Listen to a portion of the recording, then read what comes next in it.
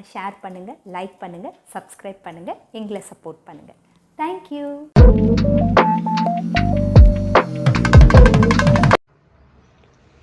உலகத்திலேயே மேலிருந்து பக்தர்களை பார்க்கும் நவ கிரகங்கள் உள்ள ஒரே தலம் சுசீந்திரம். சிவன் கோவில்களில் வழக்கமாக நவ கிரகங்களின் சிலைகள் இருப்பதை நீங்கள் பார்த்திருப்பீர்கள். அதனை பக்தர்கள் சுற்றி வந்து வழிபடுவார்கள்.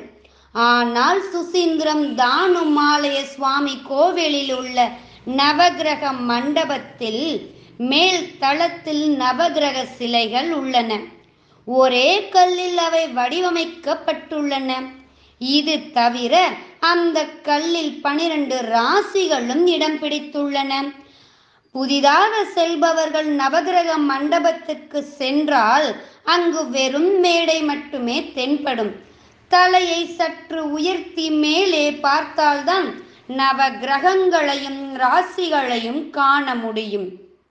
சிவனும் பார்வதி தேவியும் இக்கோவிலில் அமர்ந்து யாகம் செய்த போது நவ கிரகங்கள் மேலிருந்து கீழ் நோக்கி வழிபட்டதால் எல்லா நவ கிரகங்களும் கீழ் நோக்கி பார்ப்பதாக கூறப்படுகிறது. அதே போல் வழிபடும் பக்தர்களை மேலிருந்து நவகிரகங்களும் பார்க்கின்றன.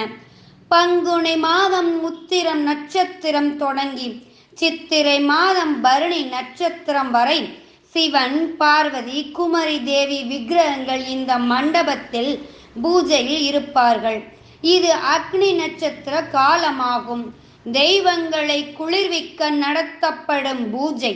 இதற்காக பூஜை நடைபெறும் வசந்த மண்டபத்தில் உள்ள குழியை சுற்றி தண்ணீரானது தேக்கி வைக்கப்படும்.